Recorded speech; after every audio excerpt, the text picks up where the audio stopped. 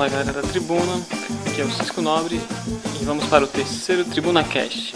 No programa de hoje vamos abordar toda a fase semifinal da Champions League.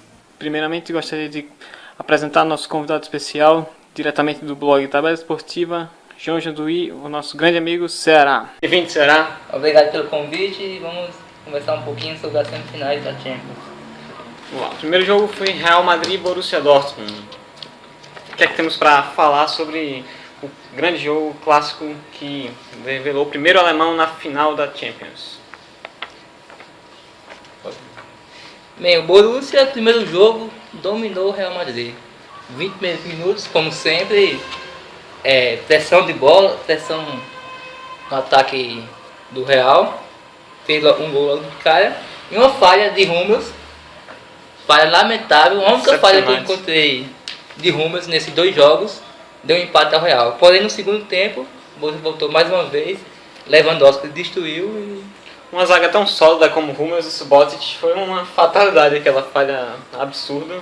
Mas Lewandowski chamou a responsabilidade com o auxílio de Götze e Reus, é claro.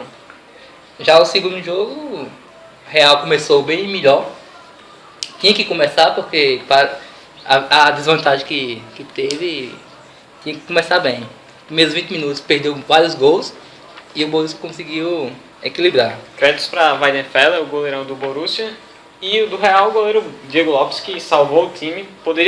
O placar foi muito injusto, porque o Borussia jogou de igual para igual, perdeu grandes chances até com o Lewandowski e com o Gundogan, mas se desenrolou desse jeito, graças também a um outro jogador, que foi o Sérgio Ramos, que conseguiu levar o Real para o ataque.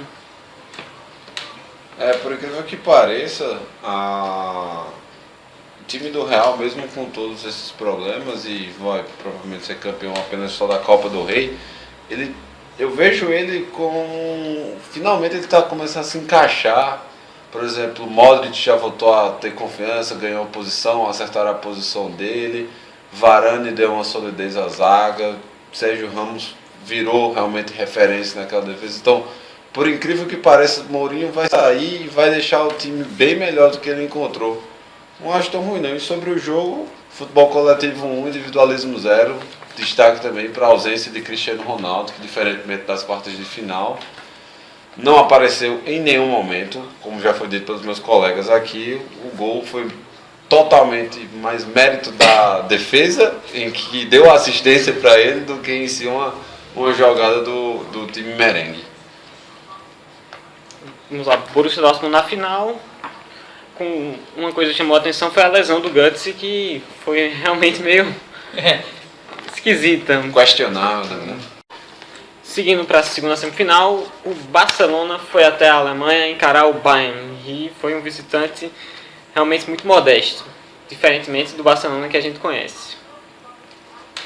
Bem, primeiro ponto a ser observado deve ser o chocolate alemão. Passeio.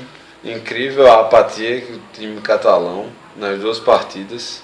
E uma série e o Bayern jogou em cima de alguns erros que a gente já tinha até destacado aqui em programas anteriores, vide as bolas aéreas e as pontas terem sido deixadas bem desguardadas. Não tem mais o que fazer. O Bayern estudou direitinho, acho que Hugo Heinz ele escutou a tribuna ultimamente. Coisa que o PSG não soube aproveitar, com Thiago Silva e Ibrahimovic, não teve bola aérea. O Barcelona passou pelo PSG aos trancos e barrancos. E foi humilhado no Allianz Arena e em casa também. Como você mesmo falou, acho que faltou camisa para o time do Paris. O Bayern não faltou de jeito maneira. Vamos falar também das falhas bizarras da defesa catalã, que, pelo amor de Deus. Barca. Eu acho que está indiscutível isso, a necessidade de o Barcelona trazer no mínimo assim, uns 2, 3 volantes zagueiros para a próxima temporada. Há um revezamento muito fraco. Se no programa das oitavas finais o Cisco falou que Mascherano não é zagueiro, ele pode não ser, mas tapa um buraco, serve para alguma coisa. Conseguiu tapar contra o Manchester na final de 2011, mas só que... Eu estava lembrando desse jogo também, ele já tinha sido posicionado como zagueiro na semifinal contra o Real Madrid. Mas teve um detalhe que pouca gente trouxe à tona. Quem fez a lateral naquele jogo foi Puyol. Puyol foi o lateral direito, ou lateral esquerdo. E aí dá uma segurança tremenda. Foi o que faltou ao Barcelona, um Puyol na zaga para dar segurança que precisa, porque Barça, sinceramente, não vai. Não só com relação aos zagueiros, mas a estatura de todo o time é muito baixo, muito baixo. Você via quem marcou Dante no primeiro gol na Allianz Arena foi Daniel Alves, não sei o que, uns 10 centímetros mais baixo que o Dante. Inclusive no segundo jogo, aquela falha bizarra no gol do Miller, todo mundo subiu e só o Miller conseguiu cabecear. Como você está falando, um lance de rugby que precisava do time do Barça. Um destaque para a Schweinsteiger, que conseguiu anular Xavi. Xavi não conseguiu tocar na bola. Verdade. Grande dupla, Schweinsteiger e Javi Martínez, como já havíamos mencionado. Outro ponto, Ribéry e Robben conseguindo vários contra-ataques, inclusive no primeiro jogo, quando o Ribéry deixou até Messi no chão. O Bayern, eu acho que o Bayern é um Barcelona 2.0. Uma versão muito boa do Barcelona. Muito rápido nos contra-ataques, sabe tocar muito bem a bola e é muito eficiente. A grande diferença é exatamente essa, você mencionou. O foco do jogo deles é na velocidade. Eles ainda não têm, por exemplo, aquela... Eles não devacham o outro, toque de bola não tem, mas bola, só que... uma posse de bola. Eles tocam bem a bola, mas não é, por exemplo, algo humilhante você ver o adversário correndo atrás da bola para tentar pegar de algum jeito. Não, eles são muito objetivos e realmente assusta. E se já tinha sido levantado também, passou mais uma vez a Messi dependência, sofreu de novo, atacou o Barcelona de novo. Complicado isso. Mesmo jogando o primeiro jogo, o Messi jogou muito abaixo do que pode e Fábregas não conseguiu substituí-lo à altura. O que eu penso é que Fábregas não é para jogar ali, naquela posição, porque ele não é o Messi, nunca vai ser, principalmente como um goleador, como o driblador e como cara de referência, de velocidade. Só que o que falta, porque Fábregas, se fosse jogar no lugar de Xavi ou Iniesta, ele precisa de tempo, né? Não tem como entrar no lugar de Xavi ou Iniesta, então tinha que estar no lugar de Messi mesmo, porque como atacante, Alex Sanches e Villa não tem como. Eu acho que o grande problema da questão da utilização de Fábregas tem sido exatamente a pouca variação tática que está existindo no Barcelona de Tito Villanova. Assim, foi o que acontecia. Guardiola, ele encaixava, por exemplo, ele colocava 4 homens de meio campo, apenas um na frente, ou então até às vezes 5 homens de meio campo, sem uma pessoa física. Então havia essa rotação o tempo todo. E Fábregas no meio campo é a zona de conforto dele, é onde se destaca muito mais. Não adianta querer fazer ele ser atacante, muito menos centroavante, de uma hora para outra, sem fazer com que ele treine e que o jogo se adeque a esse tipo de situação. Eu acho que o grande problema é esse. Aliás, a confiança sobre o Tito Villanova, se existia uma dúvida no início da temporada, agora não é mais dúvida. A certeza que ele tem muito a aprender ainda e primeiro tem que se curar para poder ficar dentro ali do clube e dar conta do recado. Enquanto ficar nessa situação, eu acho muito difícil. Assim, eu não sinto segurança em Villanova. Eu não sinto. Não, ninguém sente. Eu acho que o que representou bem foi o segundo jogo. Se o primeiro foi chocolate, o segundo foi pior. Foi mais humilhante porque foi em casa. E o Barcelona não teve nenhuma reação. Não vi o Barcelona tentando fazer gol. Eu acho que desde o primeiro ano de Guardiola, esse foi o primeiro ano que o Barcelona perdeu o confronto direto com o Real Madrid. Foi? Então, assim, isso eu acho que para o torcedor culé já é a pior coisa que Desde 2008 o Barcelona não perdia de 4. Sem falar que dessa vez perdeu realmente na bola, porque nos jogos contra a Inter na Champions 2010 e na última temporada contra o Chelsea, o Barcelona perdeu naquela famosa retranca dos adversários. Dessa vez o time foi goleado, um 7-0 muito amargo.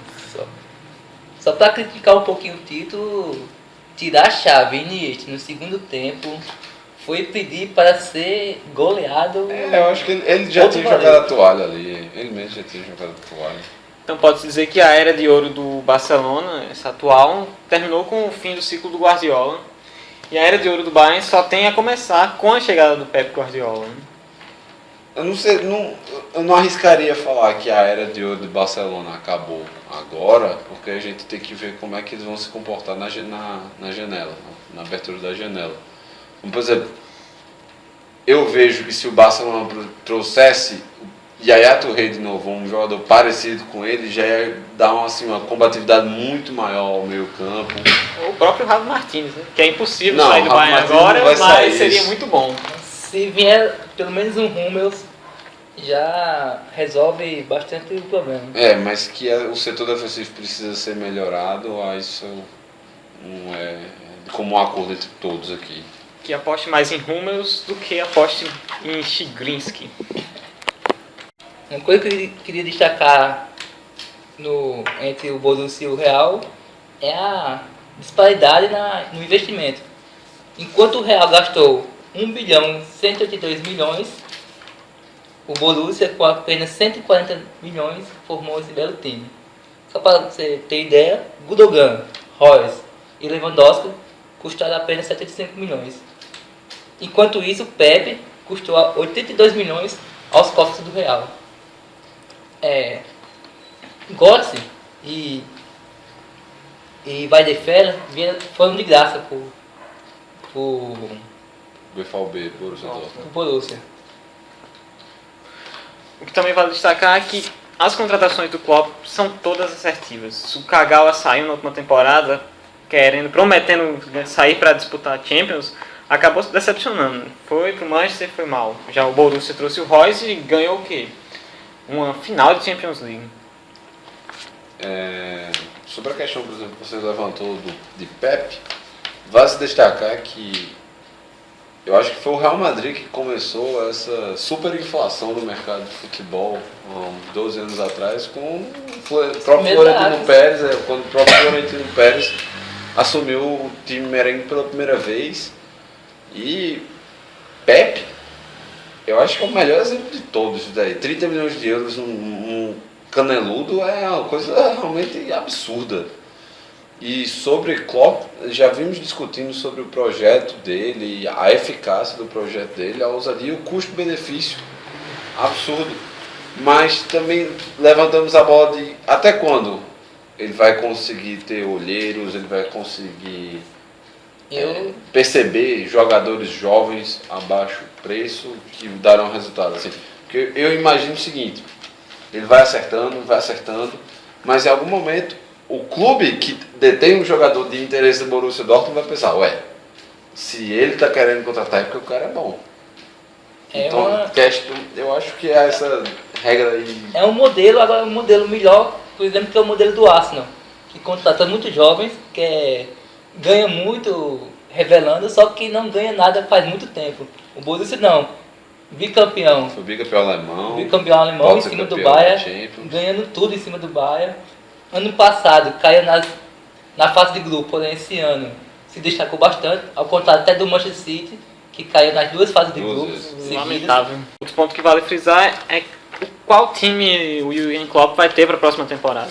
O Borussia desse ano pode ser campeão da Champions, sim, mas muitos jogadores vão embora. O Götze já foi, o Lewandowski deve ir, o Hummels está na mira do Barcelona. Então, como é que fica esse Borussia? Como é que essa filosofia do Dortmund vai permanecer?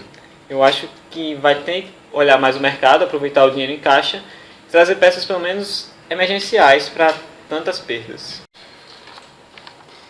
Dando continuidade ao nosso programa de hoje, vamos fazer alguns questionamentos entre nós mesmos e vamos começar com se houve boatos sobre o Bayern de Munique, se este é o melhor time de todos os tempos.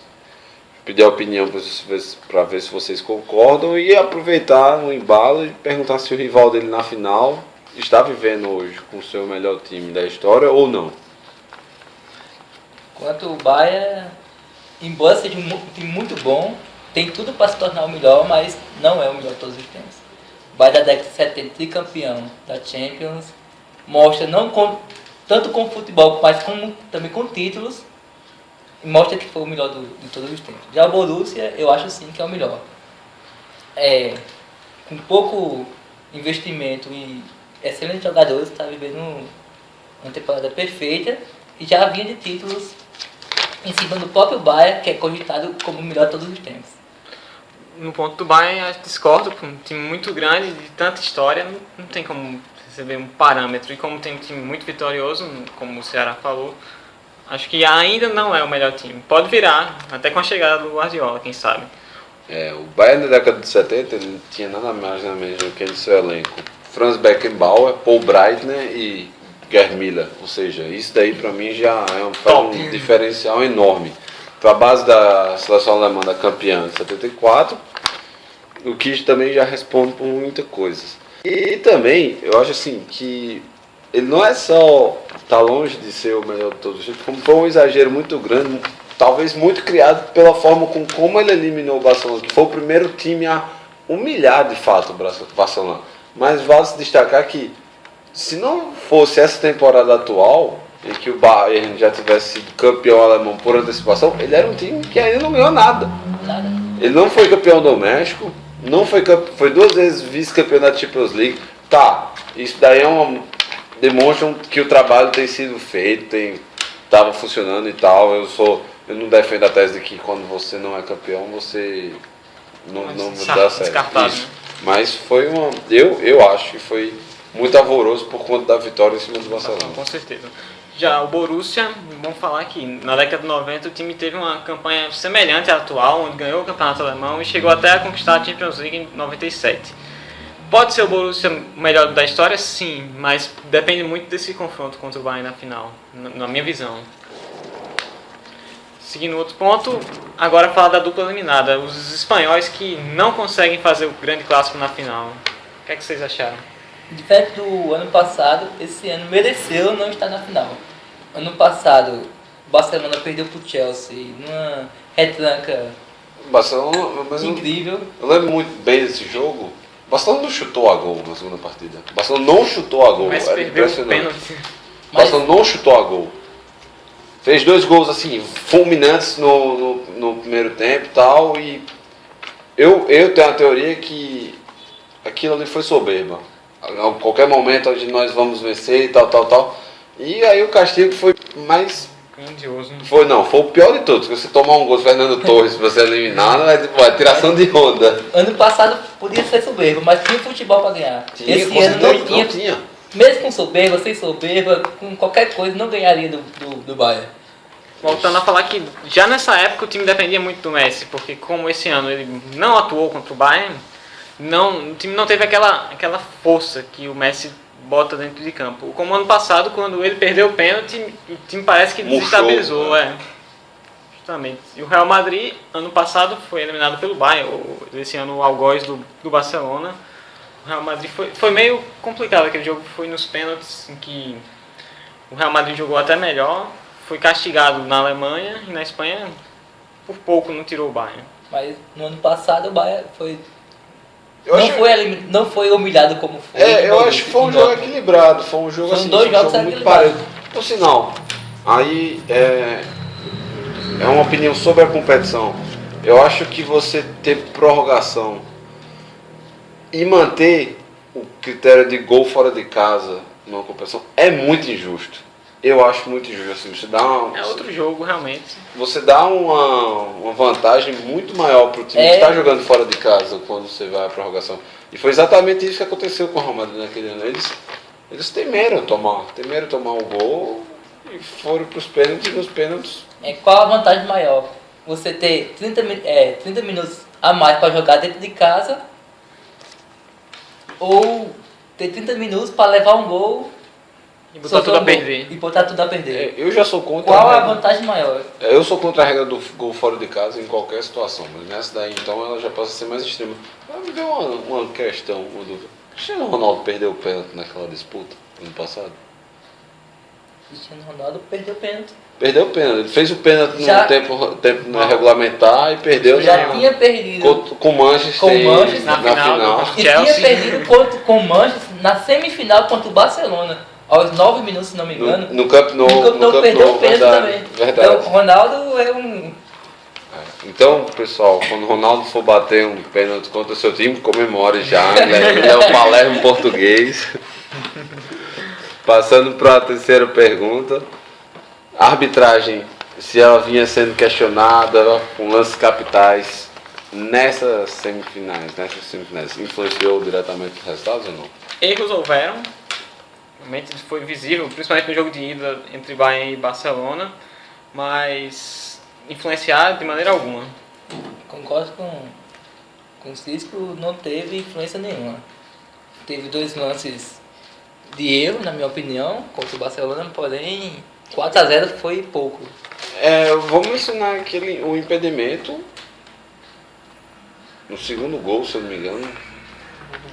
Gomes ele estava pouco à frente, mas foi aquele impedimento que você não tem como questionar o bandeirinha para não ter marcado. Só a tecnologia tem como responder. Foram coisas assim, é um lance muito, muito curto assim, o espaço de um para o outro. E a arbitragem ela sempre vai errar. Não adianta, não importa o esporte, mas pelo menos dessa vez ela não influenciou diretamente nos placares das semifinais. No jogo, nas quartas finais, entre Bayern e Juventus, tenha ficado mais nítida esse absurdo que foi. Né? E por último, eu levantei aqui uma introdução sobre o Bayern 2013-2014. Será que Robben, Gomes e Ribéry estarão compondo o elenco no ano que vem, ou na temporada que vem? Vi que os espiões do Guardiola já estão de olho nesse trio caríssimo, e realmente os jogadores são um pouco problemáticos. O Ribéry reclama direto quando não joga, o Robben não toca a bola, isso é muito visível. E o Gomes é aquilo, né? O Mandzukic chegou e tomou a posição. O Mandzukic tinha uma peça muito mais barata. Eu acho que Robben, Ribéry e Guardiola não estarão no Allianz Arena não combina nessa temporada. Eu acho assim que talvez Ribéry, dentre os três, ele possa ser o mais domável. Não, corrijo. Gomes ele é o mais tranquilo, mas o problema é que Gomes ele já é uma carta inútil. Hoje ele é inútil no elenco do Bayern. Mandzukic deu conta do recado, trouxe assim o ataque do Bayern está muito mais dinâmico, a presença diária do croata é impressionante. E agora assim, Robben realmente, esse daí eu não tenho dúvida que será. Gomes eu acho que também será, até pelo estilo de Guardiola. Por muito pouco, Guardiola demitiu no Barcelona Ibrahimovic. Excelente atacante, porém não servia. Mas o Gomes já tem a peça de posição. Mas Ibrahimovic, para mim, os vestiários contribuíram muito para isso. Ibrahimovic ele é um jogador muito midiático e tal. Gomes eu não vejo. A questão de Gomes eu acho que da contribuição dele para o time em si está menor. Que por exemplo, o problema que eu vejo com o Robben. Robben ele ainda ajuda bastante, mas o Robben é muito ruim de vestiário. Ao ponto de momentos antes da Eurocopa, os companheiros de seleção da Holanda torcerem contra a Holanda, contra o Bayern, para que Robben não chegasse lá como campeão da Europa, porque falam que ele é insuportável. Você falar da briga dele com o Ribéry na última temporada, coisa horrível. Voltando a falar do Gomes, ele é mais uma peça inútil, por exemplo. Ele é um jogador muito caro para um Mandzukic resolvendo todos os problemas. Sem falar que o Gomes não é muito, como é que se pode falar, decisivo. Nos jogos decisivos ele não costuma chamar a responsabilidade. Gomes foi aquela aposta que surgiu fulminante, que teve um alto investimento em cima dela, mas que ficou longe de render tudo o que ele foi esperado. Um outro ponto que eu quero discutir com vocês foi a forma baixa que o Bayern de Munique agiu em anunciar o Mario Götze em plena fase semifinal, logo na véspera dos jogos do Bayern e do Borussia. Eu acho que foi 2 motivos. Primeiro, para desestabilizar o Borussia, que o Bayern acho que tem medo do Borussia, preferia pegar o Real Madrid do que jogar contra o Borussia. E segundo, para cobertar o escândalo com o seu presidente. escândalo de desvio de dinheiro e tudo. E Renes, que também jogava no time do Bayern, da Canceltenga, por sinal. Realmente foi uma falta de ética muito grande do Bayern de Munique ter anunciado a contratação. A resposta da torcida do Borussia Dortmund foi imediata. O pulso como o Jürgen Klopp está lidando com a situação é brilhante. Ele realmente não quis saber, gol dane-se para todos, eu quero saber de jogar bola, eu quero ser campeão. Então assim, isso deve ser tomado como exemplo para próximas edições, porque isso vai correr para sempre no futebol. Golpe baixo. Bom falar do Jürgen Klopp, que é um técnico que mesmo não sendo tão badalado, com certeza deve e merece ganhar o prêmio de melhor técnico da temporada. Conseguiu levar um time desde o projeto, desde quando ele treinava mais, até aqui e vai dando muito certo. Já cogitam ele em vários times grandes, como Real Madrid, como substituto do Ferguson. Mas para ele é melhor realmente permanecer na Alemanha.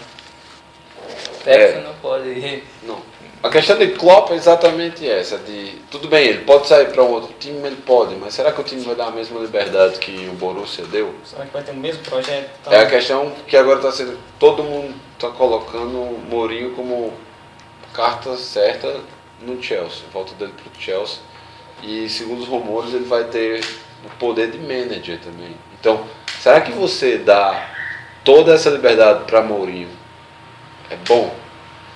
Principalmente se tratando de um treinador tão ególatra e ensimesmado como José Mourinho. Então assim, você tem que botar a balança e tal. Eu acho assim, Klopp realmente tocou um projeto maravilhoso, mas ele teve muita liberdade para isso. Ele era o dono, ele é o dono do Borussia, digamos assim, até agora. Então, deve-se pesar tudo, deve-se pesar. Arsène Wenger que o diga, hein? Tem toda a liberdade e a cada ano só pior esse do Arsenal. E acho que para terminar os comentários aqui sobre as indagações livres, como fica para vocês o jogo, a eleição de melhor jogador do mundo? É o que eu estava falando com vocês. Vai ter um incógnito muito grande, porque Messi esse ano não justifica ser eleito, Cristiano Ronaldo também não justifica. O começo de agosto por diante, a primeira temporada, os jogos não são decisivos, não vai ter muita força, então o Bayern é um conjunto muito grande, é mais pelo conjunto do que pelos jogadores, e o Borussia também não tem esse jogador que se destaque diante de todos. Eu já havia falado até porque, esse ano a competição internacional é a Copa das Confederações, o que não influencia em quase nada nessa eleição. Ou seja... A Copa das Confederações vai ter Espanha, que é Real Madrid e Barcelona. Espanha, Itália. Brasil, Uruguai e decadente. Se tivesse uma Alemanha, cuja base é o Borussia e o Bayern... Eu vou apostar em alguém do Tahiti.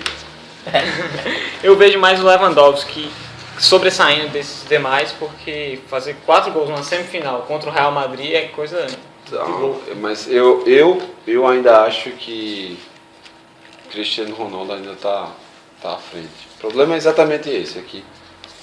Se antes Ronaldo ele tinha o fantasma de Messi para ofuscar todo o seu brilho, agora ele teve o fantasma dele mesmo. Ele não conseguiu fazer com que o Real Madrid avançasse.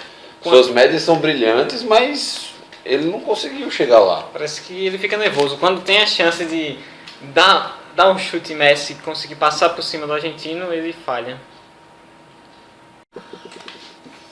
Pois bem, chegamos a mais um final do nosso TribunaCast.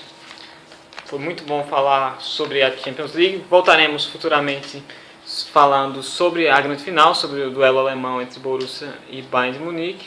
E gostaríamos de agradecer a participação do nosso amigo Ceará, do blog Tabela Esportiva. Será muito bem-vindo para os próximos TribunaCasts. Eu que agradeço o convite de vocês, estou à disposição.